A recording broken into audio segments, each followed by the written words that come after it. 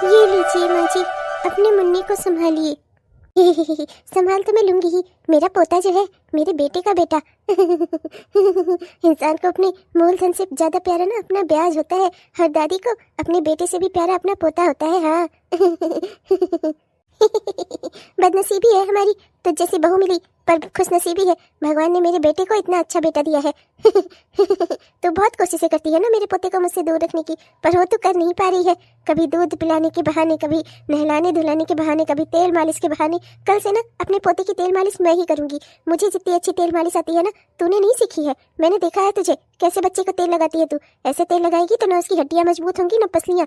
तेरे जैसे बच्चे को तेल नहीं लगाया जाता, समझ में आई तुझे? कल से मैं अपने पोते को तेल लगाऊंगी। ठीक है माँ जी, जैसी आपकी इच्छा। जब तक अपनी नानी के घर पर था मुन्ना, उसकी नानी ही उसकी तेल मालिश करती थी। अब आप कर दीजिएगा, मुझे कोई ऐतराज नहीं। देखा बेटा देखा, तुम्हारी मम्मी ना मुझे देख ही जलती है, पर मजबूर है। तुम्हारा मेरा रिश्ता जो है, मैं तुझे ना अपने आप से दूर कभी नहीं जाने दूंगी। माँ जी उठिए ना। माँ जी आपको क्या हो गया? माँ जी। माँ, माँ क्या हो गया आपको? माँ, दुष्ट औरत, सिर्फ 6 महीने के लिए मेरे घर में आई और आते ही मेरी माँ को हॉस्पिटल में भर्ती करवा दिया तूने। फिर तूने कुछ किया मेरी माँ के साथ। अरे मेरी माँ तुझसे बर्दाश्त नहीं होती क्या? क्यों तो इनकी जान के पीछे पड़ी है? हाँ, हे भगवान, अपने बेटे की वजह से मुझे क्या क्या दिन देखना पड़ रहा है। दुष्ट कहीं की, फिर तूने कुछ मेरी माँ के साथ किया। तेरी वजह से मेरी माँ फिर से हॉस्पिटल में आ गई। अरे बेटा आकाश, आकाश तो आ गया। आकाश मेरी बात सुन। दुष्ट औरत, तू ना कभी किसी की नहीं हो सकती। तुझसे ना प्यार की उम्मीद और समझदारी की उम्मीद करना ही बेकार है।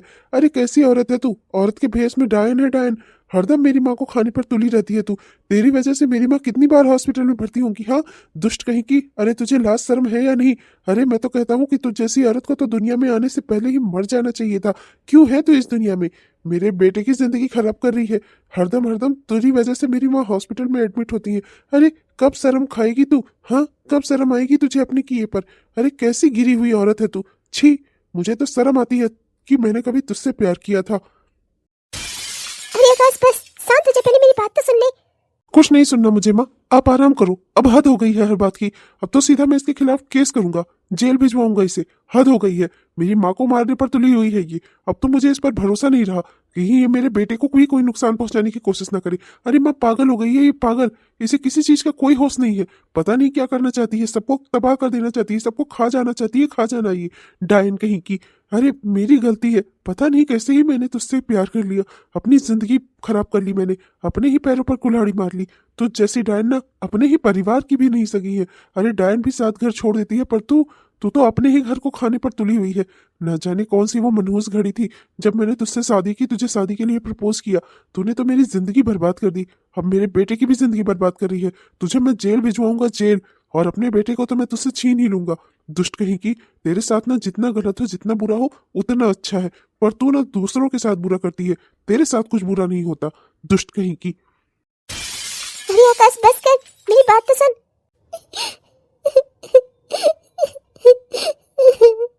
ऐसे नहीं छोड़ूंगा तुझे। आज तो मैं तुझे सीधा जेल लेकर ही चलूंगा। बस बहुत हो गया, मेरी माँ की जान के पीछे पड़ी है, दुष्ट कहीं की। अरे आकाश बस कर जा, मेरी बात तो सुन। नहीं माँ, कुछ नहीं सुनना मुझे। 6 महीने तक कोर्ट के आदेश के अनुसार मैं इसे अपने घर में लेकर आया था, वरना ये तो मेरे मोहल्ले और मेरे शहर में भी रहने के लायक नहीं है। इसके साथ एक छत के नीचे रहना ना मेरे लिए किसी जहर से कम नहीं है, जहर पीने के बराबर है। बस बहुत हो गया माँ, अब इसे आज तो मैं जेल भिजवा कर रहूंगा। चलो चलो तुम आज जेल ही चलो, तुम्हारी असली जगह ना वही है। ओ हेलो मिस्टर, आप लोगों ने यहाँ पर इतना शोर क्यों मचा कर रखा हुआ है?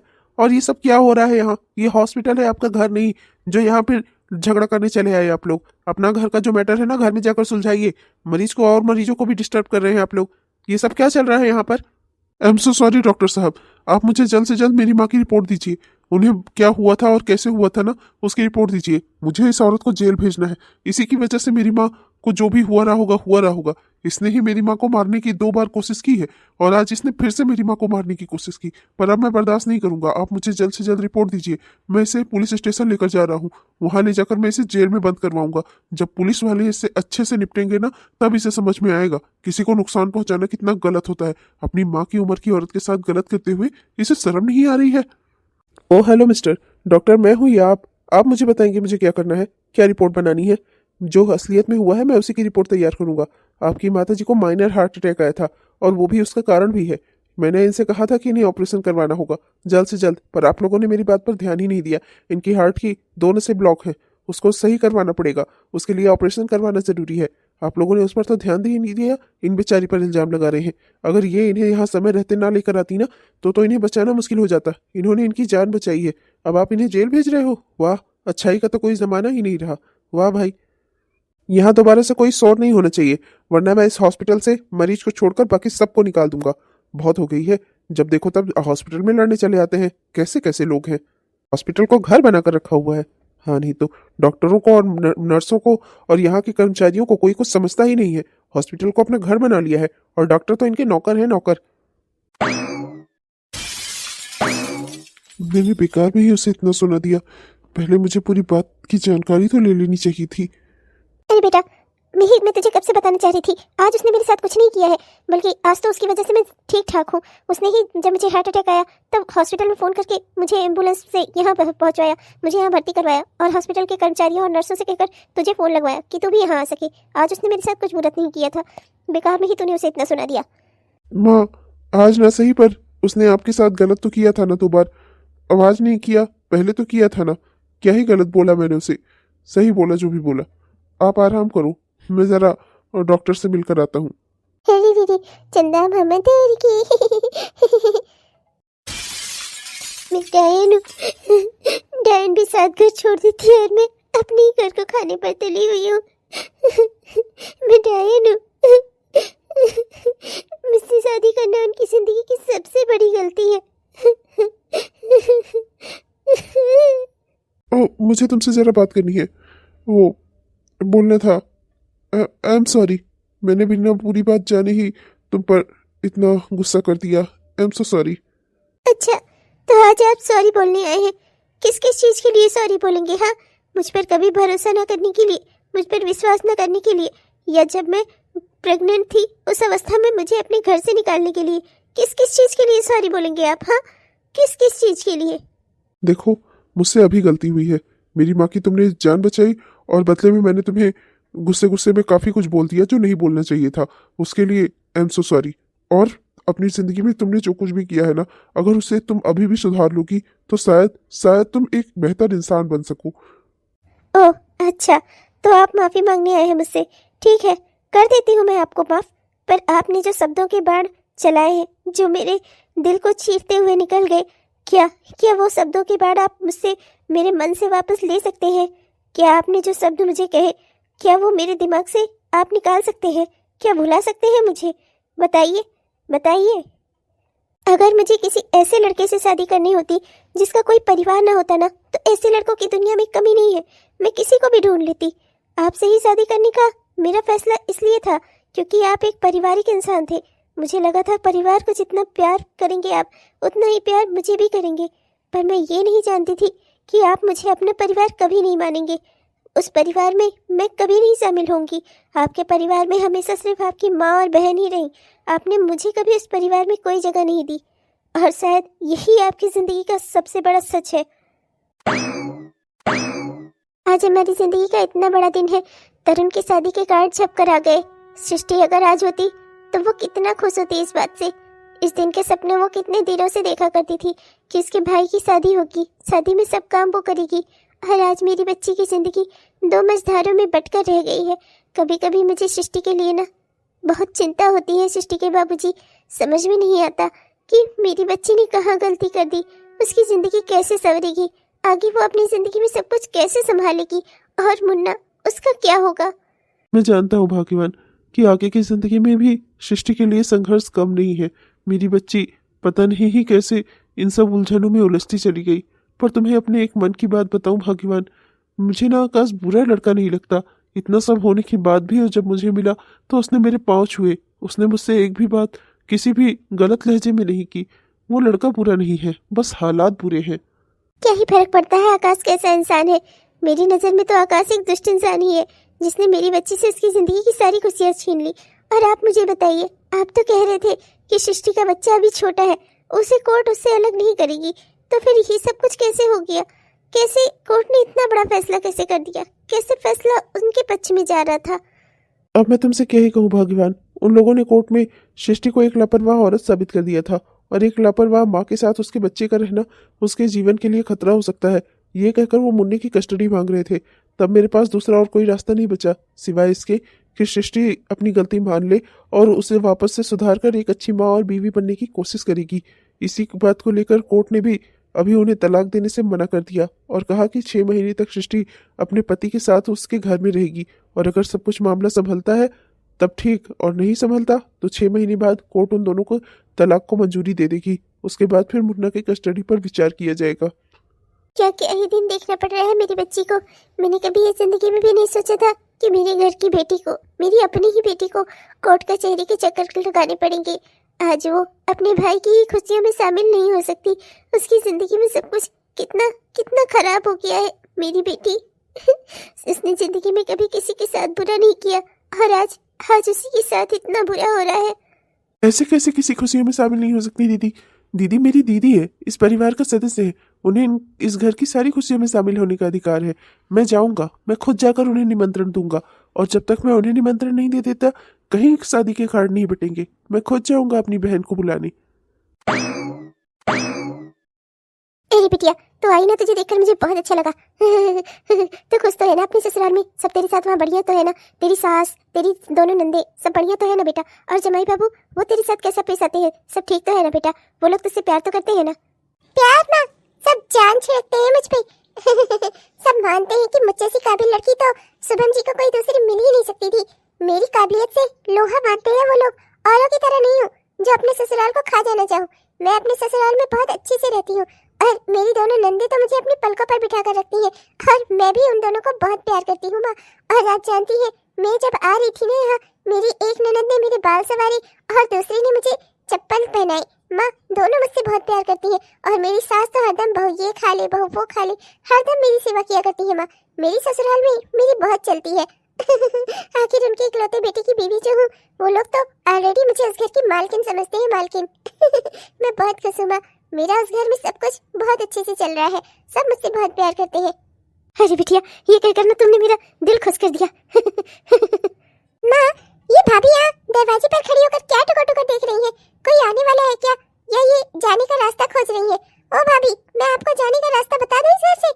यही दरवाजा है, जरा धक्का मारो और निकल जाओ यहाँ से। अरे बिटिया तू भी ना किसके पचड़े में पड़ी हुई है? छोड़ इसे, जो भी करे करने दे, हम लोग तो इस पर ध्यान भी नहीं देते ज्यादा। चल छोड़ तो इसे। मैंने तेरे लिए और तेरे ससुराल वालों के लिए ना कुछ गिफ्ट और कपड़े लेकर आई हूँ। चल मैं तुझे दिखाती हूँ। मैं ना चाहती हूँ कि इस बार जब तू पहली बार यहाँ आई है, यहाँ से विदा होकर जाए ना, तो तेरे ससुराल में तेरा खूब नाम हो। चल मैं तुझे दिखाती हूँ। आप चलो माँ, अलमारी खोलो, मैं बस आ रही। ओहो बड़ा एटीट्यूड आ गया तुमने, मुझे देखकर मुंह फेर रही हो। मुझे देखकर मुंह फेरने से भी ना कुछ बदलने वाला नहीं है। जो सोचकर इस घर में आई हो ना कि 6 महीने बाद इस घर में तुम्हारी जगह हो जाएगी, भैया को रो धोकर दिखाओगी तो भैया तुम्हें इस घर में ले लेंगे, ऐसा कुछ नहीं होने वाला। तुम्हें मैं इस घर में टिकने नहीं दूंगी, समझ में आई तुम्हारे?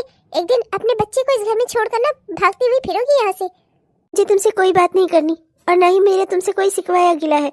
तुमने मेरे साथ जो भी किया है ना, उसकी गवाह सिर्फ तुम हो या भगवान है, और मुझे अपने भगवान पर भरोसा है। जो भी तुमने मेरे साथ किया है ना, उसका सबक भगवान तुम्हें जरूर सिखाएंगे।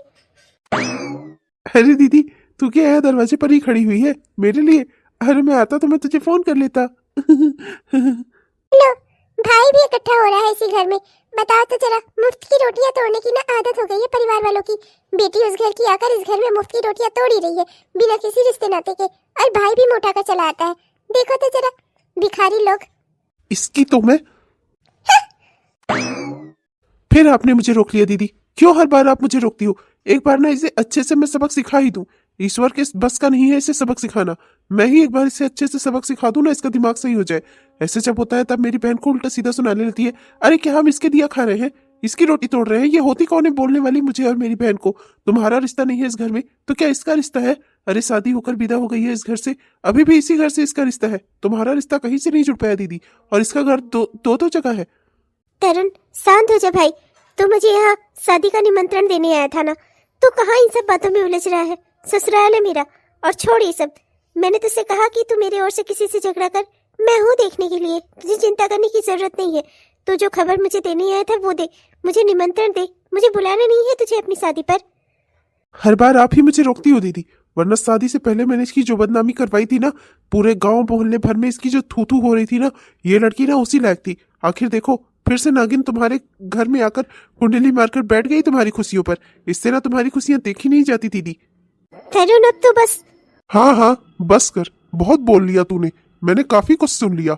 वाह वाह री औरत, पहले मैंने सोचा था कि आज मैंने तेरे साथ जो किया गलत किया, तुझे जो इतनी बातें सुनाई सब गलत सुनाई, पर अब मुझे लग रहा है मैंने तेरे साथ जो भी किया ना और जो भी कहा, सब मेरा एक एक शब्द सही है। बताओ तो जरा, मेरी बहन की जिंदगी बर्बाद करने चले थे तुम लोग। अरे दुष्टों, सोचो, तब भी तुम लोगों ने इतना कुछ किया, तब पर भी उन लोगों ने सामने से फोन करके मुझे इस रिश्ते के लिए हाँ कहा। मेरी बहन का इतना अच्छा नसीब था, और तुम लोगों ने चाहे जितना मेरी बदनामी करवाने की कोशिश की, पर आज देखो, आज मेरा समाज में मान और सम्मान है, सब कुछ मेरी बहन की किस्मत की वजह से। तुम लोग कितना उसे तोड़ने की और उसे बुराई में और गड्ढे में गिराने की कोशिश कर रहे थे, लेकिन आज देखो, मेरी बहन की शादी उसी बड़े घर में हुई है जहाँ होनी चाहिए थी। वाह वाह री औरत, तुमसे मुझे ये उम्मीद नहीं थी।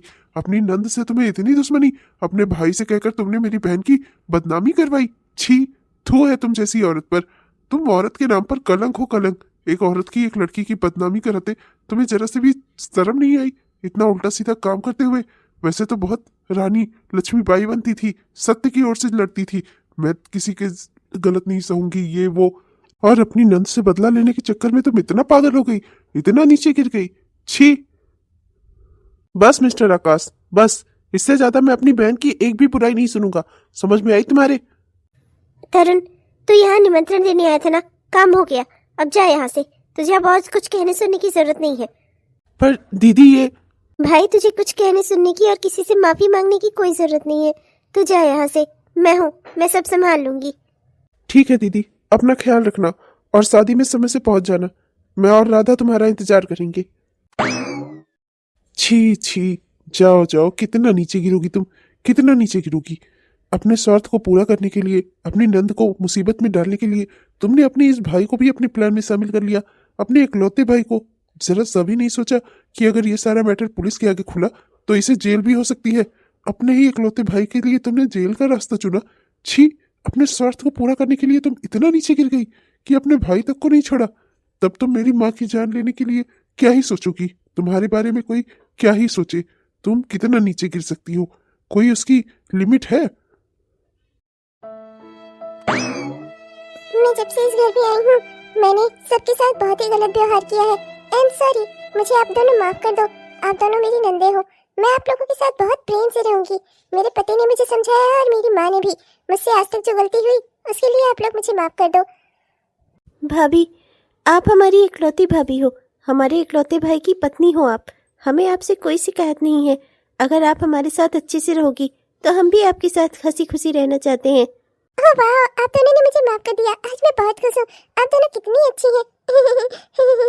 छुटकी, मुझे ना तुम्हारी जरा एक मदद चाहिए। तुम्हारे भैया चाहते हैं कि मैं खाना बनाना सीख लूं, और माँ जी से मैंने मखाने की सब्जी बनाना सीखा था। मैं चाहती हूँ कि मैं वो सब्जी बनाऊं, पर क्या है ना कि एक दिक्कत है। दिक्कत? कैसी दिक्कत? कुछ भूल गई हो क्या? मैं बता दूं तुम्हें? नहीं नहीं दीदी, थैंक यू सो मच। आप अपने ससुराल में कभी खाना नहीं बनाती होंगी तो यहाँ क्या ही बनाती होंगी, क्या ही आता होगा आपको। ओह आई एम सॉरी, माफ करिएगा। भाभी हो ना आपकी, तो थोड़ा मजाक कर लिया। बात वो नहीं है, वो छुटकी, दरअसल बात यह है कि किचन के डिब्बों में कौन किसमें सामान रखा है मैं जान नहीं पा रही हूँ, और चश्मे की वजह से तुम तो जानती ही हो कि 4 आंखों से मुझे देखने में कितनी समस्या होती है। तो तुम बस एक काम कर दो कि जो धनिया पाउडर मसाला है इन सब पे जरा लेबल लगा दो, तो मुझे आसानी होगी। तो आज रात को ना मैं मखाने की सब्जी बनाकर उनको और माँ जी को खिलाना चाहती हूँ। ओह भाभी, बस इतनी सी बात है। मैं आज ही सारी ग्रोसरी जो आई हुई है, सारा सामान जो आया हुआ है बाजार से, सब मैं डिब्बों में खाली करके और उन पर लेबल लगा देती हूँ, जिससे आपको कोई दिक्कत ना हो और आप खाना बना सको आराम से। ठीक है भाभी, मैं इतना छोटा सा काम तो कर ही सकती हूँ। अगर आप खाना बनाने को तैयार हो तो मैं भी इतना तो कर ही सकती हूँ आपके लिए। थैंक यू सो मच, आप लोग बहुत अच्छी हो। करो करो, मेरी मदद करो। तुम लोगों को भी मदद के लायक न बना दिया ना, तो मेरा नाम भी अंजू नहीं।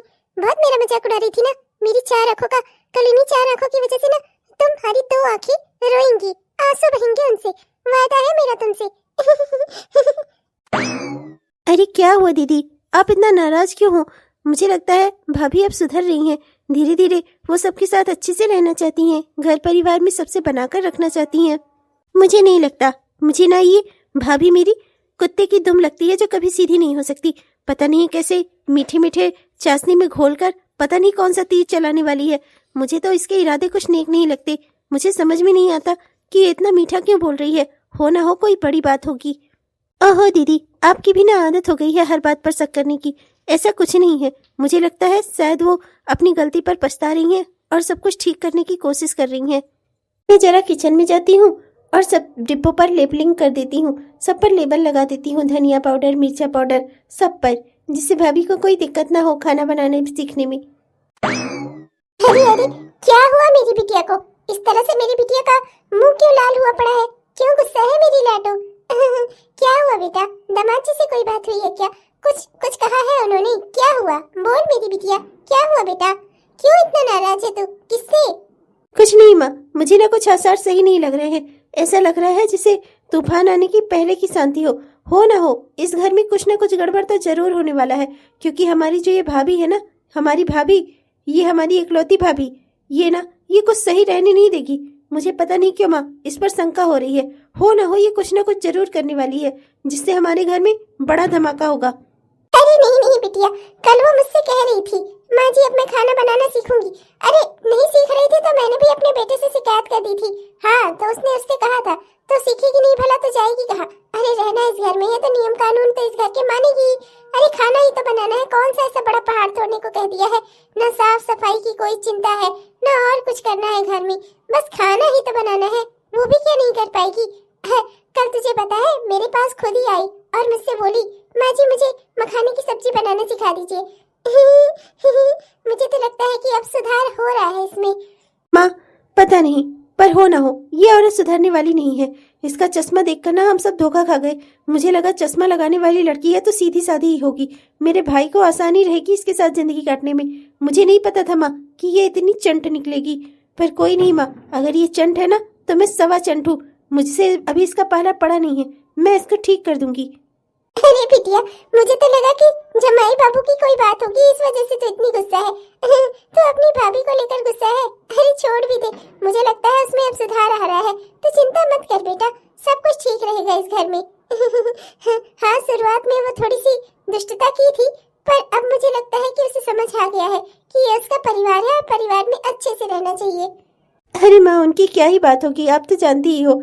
आपको तो वो अपनी माँ समझते हैं, माँ मानते हैं वो आपको अपनी, और इसीलिए मुझे हमेशा भेजते रहते हैं जाओ माँ का हाल चाल ले आओ, माँ की देख रेख कराओ, कुछ दिनों तक माँ के पास रुक ही जाना, और माँ के पास दिन में तो एक बार हो ही आया करो। हाँ मोर रोज मुझे खुद ही भेजते हैं माँ यहाँ पर। वो क्या है मुझ पर नाराज होंगे, मुझे कभी किसी चीज के लिए रोकते टोकते नहीं माँ। अरे बिटिया, मैंने भी ना अपने पिछले जन्म में कोई मोती दान किए रहे होंगे, ऐसे जमाई मिले हैं मुझे। हर चीज सोचते समझते हैं, सब कुछ अच्छा सोचते हैं, अपनी सास को माँ समझते हैं। अब इससे ज्यादा क्या ही चाहिए? हाँ माँ हाँ। हाँ बिटिया, तुम्हारी सास वास ठीक है? उनको तो कोई दिक्कत नहीं होती तुम्हारे यहाँ आने से? अरे नहीं माँ, मेरे अलावा उनकी 3 बहुएं हैं देख रेख करने वाली, और वो खुद ही मुझे कहती हैं कि अपनी माँ के पास हो आओ, वो वहाँ पर अकेली हैं। तुम उस घर में सबसे बड़ी हो, हर घर की जिम्मेदारियां उठाना बड़े बच्चे का फर्ज होता है। जाकर अपनी भाभी को भी थोड़ा शिक्षा दीक्षा दे आया करो, जिससे वो घर जल्दी संभालना सीख जाए। मेरी सास खुद ऐसा कहती है माँ। और वहाँ मेरे अलावा उनकी 3 बहुएं और हैं जो उनकी देख रेख करती हैं और घर का काम निपटा लेती हैं। तो वो मुझे कहती हैं तो मैं यहाँ आ जाती हूँ। मैं बिना किसी की इजाजत के नहीं आती माँ, कभी भी। हाँ बिटिया हाँ, तेरी सास भी बहुत अच्छी है, बहुत अच्छा नेचर है उनका। उन्होंने तो मुझे शादी में ही कहा था बहन जी कभी अपनी बिटिया को पराया मत समझिएगा, जब भी आप फोन कर देंगी ना मैं इसका हाथ पकड़कर इसे आपके दरवाजे पर खड़ी कर दूंगी। और कभी अपने आप को अकेला मत समझिएगा, हमेशा आपकी बिटिया आपके साथ रहेगी। बहुत अच्छे नेचर की है बेटा तेरी सास। मैंने जरूर सच में कोई मोती दान किए रहे होंगे, इतने अच्छे घराने से तेरा रिश्ता जुड़ा। अब तो भगवान से बस एक ही दुआ है, मेरी छोटी बेटी के लिए भी ऐसे ही कोई मिल जाए, बहुत अच्छा रहेगा तब। अरे माँ वो तो अभी बहुत छोटी है, उसके बारे में तो बाद में सोचेंगे। पहले इनका सोचो जिनको आप इस घर में लेकर आई हो, ये कैसे इस घर को संभालती हैं, पहले ये सोचो। हाँ। मेरी बेटा कर रही है, मुझे लगता है अब उसमें भी सुधार आ रहा है। अच्छा तू ये सब छोड़, मैंने ना आज टमाटर की चटनी बनाई है तेरे लिए। रुक मैं अभी लेकर आती हूँ, जरा नमक देख ले, ठीक बराबर है ना? फिर शाम को बहू से पकौड़े बनवा लूंगी। सब कुछ बराबर है या नहीं, यही देखना तो मेरा काम है। कोई बात नहीं, जो बराबर नहीं होगा उसे मैं बराबर कर दूंगी। हेलो दोस्तों, आप सबको दिल से मेरा प्यार भरा नमस्कार। कैसे हैं आप सब? उम्मीद करती हूँ कि बहुत ही बढ़िया होंगे। आपने हमारा यह वीडियो पूरा देखा, इसके लिए आपका दिल से बहुत बहुत धन्यवाद। दोस्तों कैसा लगा आपको? उम्मीद करती हूँ कि पसंद आया होगा, और अगर पसंद आया तो कृपया वीडियो को लाइक जरूर करिएगा और अपने दोस्तों को, रिश्तेदारों को वीडियो को शेयर भी जरूर करिएगा। और हाँ दोस्तों, अपने प्यारे प्यारे से कमेंट्स भी हमें जरूर लिखिएगा। आपके प्यारे प्यारे कमेंट्स का ना हम दिल से इंतजार करते हैं दोस्तों। तब तक के लिए मैं चलती हूँ, मिलूंगी आपसे कल के वीडियो में। तब तक के लिए बाय बाय। और हाँ दोस्तों, हमारे वो प्यारे दोस्त जिन्होंने अभी तक हमारे इस चैनल को सब्सक्राइब नहीं किया है, कृपया सब्सक्राइब जरूर कर लीजिएगा दोस्तों, जिससे हमारे इस तरह के वीडियोस आप तक हर दिन पहुंचते रहें। तब तक के लिए मैं चलती हूँ, बाय बाय।